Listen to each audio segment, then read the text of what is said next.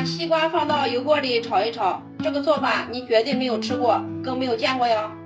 大人小孩见上流口水，香甜味美，做法简单，新手小白一看就会。下面来看看我是怎么做的吧。首先准备一个不花钱的西瓜，先从中间一分为二。哇，这个西瓜太漂亮了，鲜红鲜红的。把西瓜的外皮转成圈，用刀给它切条为要，然后改刀把它切成厚厚的薄片，再切成西瓜长条，最后把它切成小丁丁。切好之后放在一个大碗中，接下来准备几个青红线椒，洗干净，去掉辣椒的根底，最后改刀把它切成辣椒碎，切得越碎越好呀。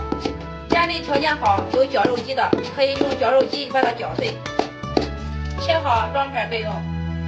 然后我们准备的小料有花椒、姜片、蒜片、洋葱、桂皮、香叶、八角，再放入2个香菜。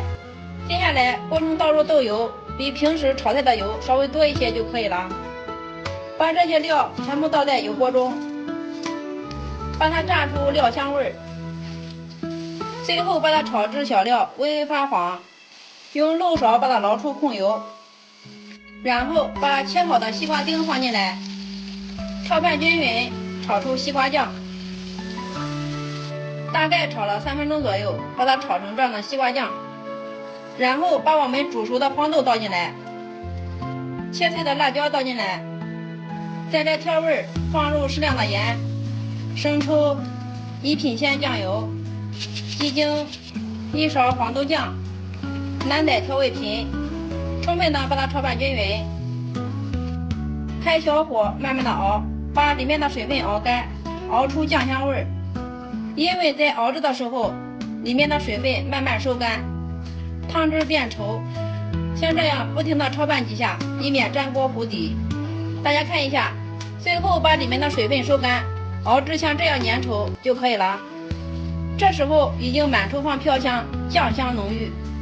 再往里面倒入1瓶盖82年的高度白酒，炒拌均匀，这样炒出来的酱豆容易储存，放半年6个月都不坏。我们自己做的酱豆不用发酵，不用晒，做法非常的简单，比超市买的都要好吃10倍哦。关火，美味继承。放在无油无水的大碗中，或者是把它晾凉，装到密封罐里。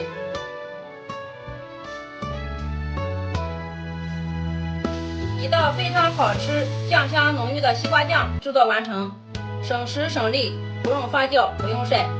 一次可以多做些，放到冰箱冷藏，随吃随取，用来拌面、加馒头都特别的简馋，香辣微甜，味道鲜美。这样炒出来的西瓜酱，让你一顿多吃2个馒头。真没想到西瓜放锅里炒一炒，居然做出那么好吃的美食。每年这个季节，这样的西瓜酱豆我都会多做些，全家人都爱吃。好了，今天的美食就为大家分享到这里。如果大家感觉我做的不错，请点赞、收藏、转发、评论，支持一下吧。非常感谢家人的观看与支持，我们下期视频再见哦。